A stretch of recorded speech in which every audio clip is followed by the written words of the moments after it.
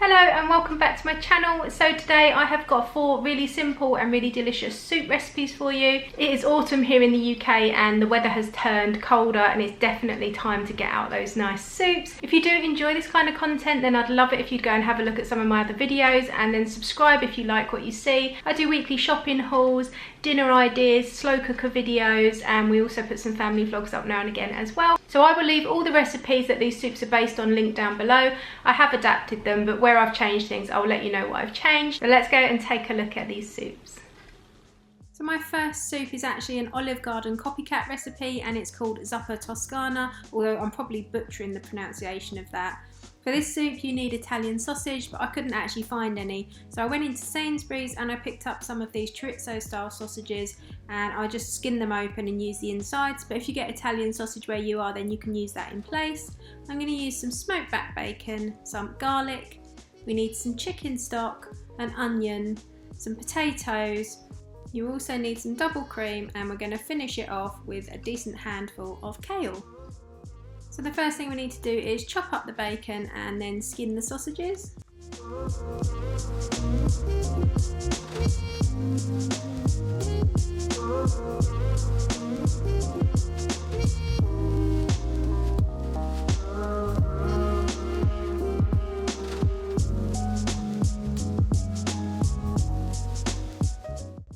So I'm going to put my sausages into a hot pan. I'm not adding any extra oil because there's going to be a lot of oil coming out of the sausages.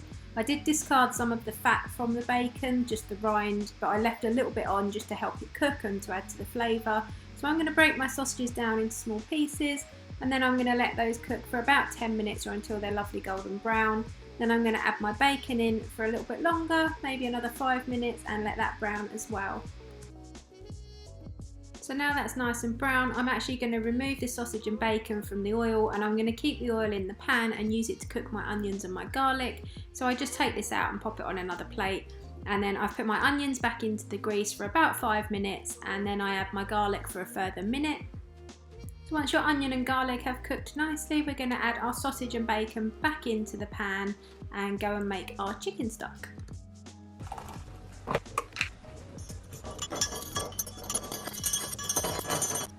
So the next step is to chop up your potatoes in small bite-sized pieces and then you're going to add these and your stock in with your bacon and sausage mixture.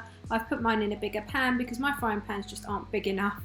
You want to bring this to the boil and then reduce it to a medium heat for around 10 minutes or until your potatoes are nice and tender. Once you get to that point you can add your kale and your cream and turn it down on low for another 5 minutes. So at this point it's up to you, you can either serve the soup like this. I was going to serve it more as a main meal, so I wanted mine a little bit thicker. So what I did was I got 2 teaspoons of corn flour and just added a tiny drop of water to it. And then I popped that into the soup and it just really thickened it up nicely. Give it another 5 minutes or so to warm through. And then you need to season it to taste. We haven't added any salt or pepper yet, so I think this really is personal. It depends on your taste, whether you like a lot of salt and pepper. I added loads and loads of black pepper because we absolutely love it. And not quite so much salt because we can always add that afterwards. So this bit is completely down to you. Just keep tasting it and see what you think. But this was our absolute favourite, I think, out of all the soups. I don't know, I'm probably going to say that about all of them, but this one was a real meal in itself and it was so different to anything I've made before. So we had our soup garnished with some dried red chilli flakes and then we served it with big chunks of buttered French bread and it was absolutely amazing and perfect for this time of year. Definitely one I'm going to make over and over again.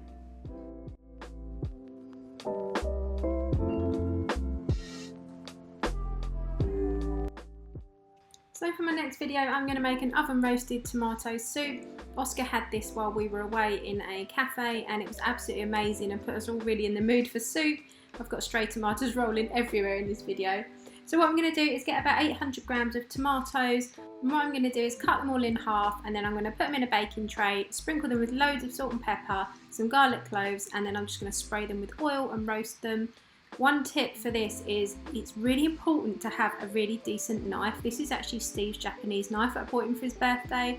He's going to have a fit when he sees me using it because he knows what I'm like with cutting my fingers, which is generally why my knives aren't the best. But it's literally slicing through these tomatoes like they're butter. So if you can invest in a decent knife, I highly recommend it. and just be careful obviously when you're chopping things, but you can see the way it's just so effortless. And we always put it away separately and we don't put it in the dishwasher. We really look after it, and it really does help when you're making things like this, otherwise the tomatoes just tend to fly off the counter. So once my tomatoes were all prepared and I'd sprinkled salt and pepper and garlic over the top, I sprayed them with oil. I put them in the oven for about 45 minutes. I put them on quite low because you want them soft but not burnt. So I used my oven at about 140 degrees, and it's a fan oven, and that was absolutely fine. They came out really nice. You want them to go a bit sticky, but like I said, not black. Just realised I also added some smoked paprika onto mine, but that's optional. It's up to you if you fancy that or not. But like I said, this is a really simple soup with not a lot of ingredients. So we're going to use 1 onion chopped quite finely. I'm going to use some frozen garlic, so I used about 2 tablespoons, which is around 3 cloves. I've got some crushed chillies, but if you don't like spice, you can leave these out. We need a litre of vegetable stock. I'm going to use 2 tablespoons of tomato puree. I've got 2 different ones because I was kind of at the end of both. We need 1 tin of plum tomatoes in tomato juice, and also some fresh basil. You can use dried, but I have fresh, so I'm going to use that.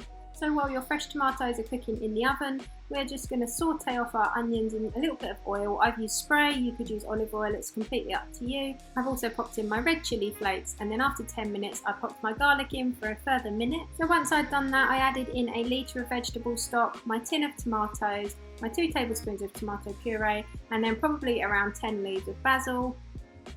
So by this time your tomatoes should be ready from out of the oven. So what I'm going to do is transfer it all to a bigger pot yet again so it doesn't make a mess. And then I'm just going to put my tomatoes in, and I'm going to let it cook together for about 40 minutes on a medium heat. So bring it up to the boil, turn it down to medium, and let it cook with the lid off for 40 minutes. So once your 40 minutes is up, I just took a stick blender and blended my soup. I didn't get it completely smooth because I like a little texture to it. So now is the point where you will add your salt and pepper again to taste. If you prefer things salty, obviously add more. After I tasted my soup, I decided that it needed something else. So I put in around 2 teaspoons of Worcestershire sauce, and it just gave it that really nice bite. I think it goes amazingly with tomatoes. So it's up to you if you want to add that in, but you don't have to. The recipe doesn't call for it. I just thought that it really added a nice kick. So the first day we had the tomato soup with some poppy seed bread and some fresh basil to garnish. And then the next day we decided to serve it with some buttered cheese topped rolls that I just popped in the toaster, and I also crumbled some Wensleydale cheese into the soup. This just took it to another level, and the contrast in flavours in the soup was really amazing, so I definitely recommend it if you have leftovers, or maybe do it the first time round. A little bit of Wensleydale crumbled in was so good. So my third recipe is kind of a soup with a twist. We are going to make a baked potato soup, but we're going to have cheese and bacon shells for dipping or pouring it into. This was a real novelty soup and the kids really liked it. So the first thing I'm going to do is take 5 medium potatoes and spray them with some oil and rub them with a little bit of salt. These are going to go in the oven for around 45 minutes to an hour until they're cooked in the middle and crispy on the outside. So the rest of the ingredients you're going to need, we want some spring onions, some fresh chives, some Parmesan cheese. We're going to use chicken stock. We've got some cloves of garlic. I'm going to use some bacon rashers for the skins. We've got some soft cream cheese. I use the 50% less fat, some Dijon mustard, and also some mature cheddar. So I'm just going to cook my bacon in a dry frying pan. I want it to go really nice and crispy because this is going to go in our skins. So I'm going to let that cook, and then I'm going to get my potatoes that have come out of the oven. I've let them cool a little bit, and I'm just going to scoop the insides out and put the potato into my saucepan. You want to leave a little bit of potato around the edges. Don't go too close to the skins, otherwise they won't hold up when you put them back in the oven. When I've removed my bacon from the pan, there wasn't quite as much grease as I thought there was going to be, so I've used a teaspoon of butter just so I can grease the pan. And to this I'm going to add my spring onions, give those around 5 minutes, and then I'm going to add my garlic to that as well. We're going to add this to our potato in our saucepan along with all the other ingredients. So I'm going to put in my spring onions and my garlic, and then I'm going to add my Parmesan cheese, 50 grams of the grated cheddar because you need to save 50 grams to put on your skins. I'm going to add my cream cheese, my Dijon mustard, and 1 litre of chicken stock. And then I'm going to get my stick blender because this is all already cooked, so I'm just going to blitz it up with that. So at this point you can see if this is your desired consistency. We are going to have the potato skins with it, so you might want it a little bit thicker so that they hold up, or you might like your soups quite thin. I'd say to start with, this consistency was a bit like a can of Heinz chicken soup. I wanted mine a little bit thicker, so I did add some corn flour and some water to it just to make it thicken that little bit more.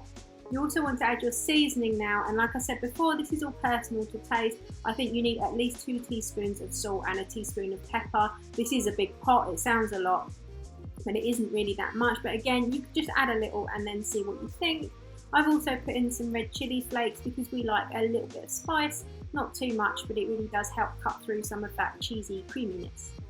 So now we're going to get onto our potato skins and we're going to lay them out on our baking tray, get the remainder of the cheddar cheese and just put it inside the little boats, and then we're going to chop up our bacon into small pieces and pop that on the top.